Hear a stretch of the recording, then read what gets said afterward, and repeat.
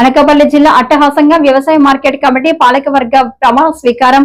అనకాపల్లి జిల్లా పాయకరావుపేట నియోజకవర్గం వ్యవసాయ మార్కెట్ కమిటీ చైర్మన్ పాలకవర్గం ప్రమాణ స్వీకారం. ముఖ్య అతిథిగా పాల్గొన్న రాష్ట్ర హోంశాఖ మంత్రి వంగలపూడి అనిత జ్యోతి ప్రజ్వలనతో కార్యక్రమానికి శ్రీకారం చుట్టిన హోంమంత్రి అనిత, మార్కెట్ కమిటీ చైర్మన్గా దేవర సత్యనారాయణ, వైస్ చైర్మన్గా కంకిపాటి వెంకటేశ్వరరావు మరియు 13 మంది డైరెక్టర్లచే ప్రమాణం చేయించిన హోంశాఖ మంత్రి అనిత. కార్యక్రమంలో పాల్గొన్న బీజేపీ, జనసేన, టీడీపీ కూటమి నాయకులు. హోంమంత్రి అనిత కామెంట్స్. పాయకరావుపేట వ్యవసాయ మార్కెట్ కమిటీకి ప్రత్యేక స్థానం ఉంది. ఆగస్టు 2 అన్నదాత సుఖీభవ కార్యక్రమం ద్వారా మొదటి విడత రైతుల ఖాతాలకు జమ. పాయకరావుపేటకు తెలుగుదేశం పార్టీ పోరాటం ద్వారా ప్రత్యేక కమిటీ ఏర్పాటు. అన్ని వర్గాల రైతాంగానికి అండగా మార్కెట్ కమిటీ. మార్కెట్ యార్డ్లో కోల్డ్ స్టోరేజ్, గోడౌన్ ఏర్పాటుకు కృషి. మార్కెట్ యార్డ్ అంటే పశు క్రయ విక్రయాలే కాదు, రైతాంగానికి సహకారం అందించేదిగా ఉండాలి. పార్టీ కోసం పనిచేసిన వారికి ఎప్పుడూ గుర్తింపు ఉంటుంది. దాని పేర 3 విడతలుగా మొదటి విడతగా ప్రతి ఒక్క రైతు అకౌంట్ లోకి కూడా 7,000 రూపాయలు జమ చేయడానికి ఆగస్టు 2వ తారీఖు కూడా ఈ రోజు ముహూర్తం కుదిరింది.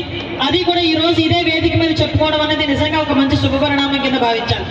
ఈ రోజు రైతులు ఎంతో కష్టపడతారు. రైతులకి కంపల్సరీగా మనం సపోర్టివ్ గా ఉండాలి అని ఒక మార్కెట్ యార్డులు ప్రవేశపెట్టి మార్కెట్ యార్డుల ద్వారా వాళ్ళని ఇంకొంచెం ప్రోత్సహించాలని మనం చూస్తూ ఉంటే లాస్ట్ 5 సంవత్సరాలు మీకు తెలుసు, కనీసం మార్కెట్ యార్డ్ ఎక్కడుందో కూడా ఎవరికి తెలియదు. మార్కెట్ యార్డ్లు ఏ పనులు చేస్తారో కూడా ఎవరికి తెలియదు. నేను ఎమ్మెల్యేగా ఉండేటప్పుడు రంగనాయకులు ప్రెసిడెంట్, తర్వాత మా వైస్ చైర్మన్ గా మా మహేష్ రెడ్డి గారు ఉండేవారు. అప్పుడు నేను పోరాటం చేసి మీ మార్కెట్ యార్డ్ మీదే, మా మార్కెట్ యార్డ్ మాదే అని చెప్పి ఆ రోజు పోరాటం చేసి పాయకరావుపేట నియోజకవర్గానికి సెపరేట్ గా మార్కెట్ యార్డ్ తీసుకొచ్చామంటే ఆ రోజు తెలుగుదేశం పార్టీ హయాంలోనే ఈ మార్కెట్ యార్డ్ నియోజకవర్గానికి సెపరేట్ గా తీసుకొచ్చుకోవడం జరిగింది. ఆ తర్వాత నుంచి ఆ లాస్ట్ 5 సంవత్సరాలు మార్కెట్ యార్డ్లు ఎవరో తెలియదు, మార్కెట్ యార్డ్లు ఏం చేశారో కూడా తెలియకుండా పోయింది.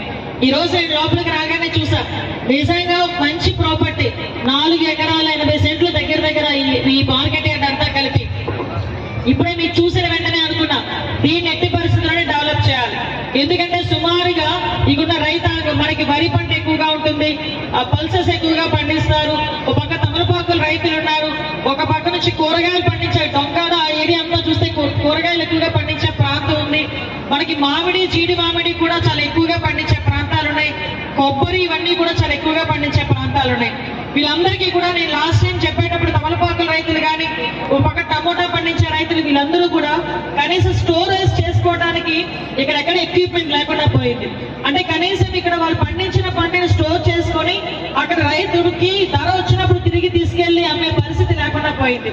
దీనికి ఈ రోజు ఇక్కడ వచ్చిన తర్వాత మళ్ళీ వీరికి ఏదో కానుక ఇవ్వాలి కదా మరి నేను వచ్చిన తర్వాత మార్కెట్ యార్డ్కి. కాబట్టి మీ అందరి తరఫున చెప్తున్నా, ఇక్కడ ఒక కోల్డ్ స్టోరేజ్ కూడా ఏర్పాటు చేసే బాధ్యత నేను తీసుకుంటాను మార్కెట్ యార్డ్ లో. అదేవిధంగా మార్కెట్ యార్డ్ లో ఒక గొడౌన్ కూడా ఏర్పాటు చేసే బాధ్యత తీసుకుంటారని మీ అందరికీ భరోసా ఇస్తున్న బాధ్యత కూడా నేను తీసుకొని యాజ్ ఎర్లీ యాజ్ పాసిబుల్ ఇక్కడ మనకు అవకాశం ఉంది, స్థలం ఉంది, అవకాశం ఉంది. మార్కెట్ యార్డ్ అంటే పశువులకి సంబంధించి ఇక్కడికి వచ్చి క్రయ విక్రయాలు జరగడం కాదు, ఇంకా ఎక్కువ యాక్టివిటీస్ జరగాలి, రైతులందరికీ ఉపయోగపడాలి. రైతులు పండించిన పంట నో ప్రాబ్లం, ఆ గొడవన్ ఉంది, ఆ గొడవన్ లో భద్రపరుచుకుంటామన్న బాధ్యత ఉండాలి. మనకి అదృష్టం ఏంటంటే హైవే పక్కన, మరి ఎక్కడో లోపల నుంచి తీసుకొచ్చే పరిస్థితి కూడా కనిపించక్కర్లా. కాబట్టి మీ అందరి సహకారంతో as early as possible market yard లో ఒక పెద్ద గొడౌన్ ఒకటి, ఒక కోల్డ్ స్టోరేజ్ ఒకటి ఏర్పాటు చేయడానికి ఈ గవర్నమెంట్ సిద్ధంగా ఉంది. దానికి నేను కృషి చేస్తానని మీ అందరి సాక్షిగా చెప్తున్నా. ఈ రోజు మీ అందరికీ పాయకరావుపేట నియోజకవర్గంలో అదృష్టం ఏంటంటే పాయకరావుపేట నియోజకవర్గానికి తెలుగుదేశం పార్టీకి కంచుకోట. ఎంత కంచుకోట అంటే తెలుగుదేశం పార్టీ ఎఫిలియేటెడ్ ఎవరితో కలిసినా కూడా, ఎవరు వచ్చినా కూడా ఆ పార్టీకి ఓటేయడం, ఆ పార్టీని ఎక్కించుకోవడం మాత్రమే బాధ్యత. అక్కడ అనిత ఉందా, కాశీనాయుడు ఉన్నారా, వెంకటేష్ ఉన్నారు, ఇవన్నీ కాదు. అక్కడ అధిష్టానం చెప్పిన గుర్తుందో లేదో చూసుకుంటారు, ఆ సైకిల్ ఉందా ఏముందన్నో చూసుకుంటారు, దాని మీద నొక్కి బయటకు వచ్చేస్తారు. మీరందరూ కూడా ఎంత ఇచ్చారంటే మొన్న ఎలక్షన్స్ లో ఎప్పుడూ కూడా చరిత్రలో లేనంతగా సుమారుగా 44,000 మెజార్టీని మీ అందరి ఆడబిడ్డగా నన్ను ఆదరించి నన్ను గెలిపించిన పరిస్థితి కూడా. ఆ రోజు అనుకున్నా మెజార్టీ పెరిగే కొద్ది ఆనందం కన్నా బాధ్యత ఎక్కువ పెరిగింది. ఓ పక్క ఆ బాధ్యతతో కూడా ఈ రోజు మీ అందరి సహాయ సహకారాలతో, మీ అందరి ఆశీర్వాదంతో ఆ రోజు మీరందరూ అమ్మ గెలమ్మ మినిస్ట్రీ ఇవ్వాలి మీరందరూ కోరుకున్నారు. అదేవిధంగా గౌరవ ముఖ్యమంత్రి గారు, గౌరవ మోడీ గారు అందరూ ఆశీర్వదించి హోమ్ మినిస్టర్ ఇచ్చారు.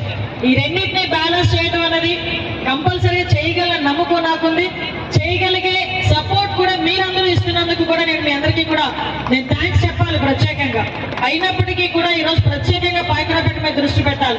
ఎందుకంటే పాయకరావుపేట అనేది ఒక హ్యాపెనింగ్ కాన్స్టిట్యుయెన్సీ. ఈ రోజు పాయకరావుపేటలో ఒక పక్క రైతులకు ఉపయోగపడేట్టుగా వ్యవసాయం అభివృద్ధి చెందాలి, ఒక పక్క పరిశ్రమలు అభివృద్ధి చెందే పరిస్థితి కూడా ఈ రోజు కనిపిస్తా ఉంది. ఈ రోజు ఆర్సెల్ మెటల్ లాంటి స్టీల్ ఫ్యాక్టరీలో ఈ రోజు మన పాయకరావుపేట నియోజకవర్గంలో నక్కపల్లి దగ్గరికి వచ్చి సుమారుగా 1,00,000 కోట్ల రూపాయలు పెట్టుబడి పెట్టేదానికి సిద్ధంగా ఉన్నాయి. మీరు రాసి పెట్టుకోండి, 2028 నాటికి ఫస్ట్ ఫేజ్ కూడా పూర్తయి ఎంప్లాయ్మెంట్ సుమారుగా 20,000 మంది ఎంప్లాయ్మెంట్ కూడా అక్కడ ఉద్యోగాల్లో పనిచేసే పరిస్థితి కనిపిస్తా ఉంది. ఒక పక్క నుంచి బల్క్ ట్యాక్స్ కానీ, ఒక పక్క నుంచి ఇవన్నీ ఒక పక్క అయితే, ఒక పక్క నుంచి మనకి వ్యవసాయానికి సంబంధించి ఈరోజు నేను చాలా సందర్భాల్లో చెప్పా, కోటవరట్లకు కూడా ఒక పల్ప్ కేంద్రం కానీ, పల్ప్ తీసే కేంద్రాలు కానీ, ప్రాసెసింగ్ యూనిట్ ఏదైనా ప్రాసెసింగ్ యూనిట్ చేసే పరిస్థితి బాధ్యత కూడా మేము తీసుకున్నాం. దానిలో భాగంగా అక్కడ కూడా వర్కౌట్ చేస్తున్నాం.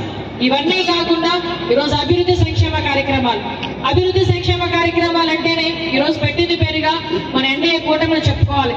ఈ రోజు వాళ్ళు చేసిన తప్పిదాలు ఒకటి బయటకు వస్తా ఉంటే, వైఎస్ఆర్సీపీ చేసిన తప్పిదాలు ఒకటి బయటకు వచ్చి వాళ్ళందరూ కూడా ఈరోజు జైలుకి వెళ్తా ఉంటే, జగన్మోహన్ రెడ్డి భయపడి తిరిగి ఎటువంటి నెపాలు వేయాలో తెలియక కొంతమంది చేత బయటకు తీసుకొచ్చి బూతులు తిట్టిస్తాడు, కొంతమంది చేత బయటకు తీసుకొచ్చి సంక్షేమ కార్యక్రమాలు అందట్లేదని చెప్పి లేనిపోయిన అబాండాలు వేసే పరిస్థితి.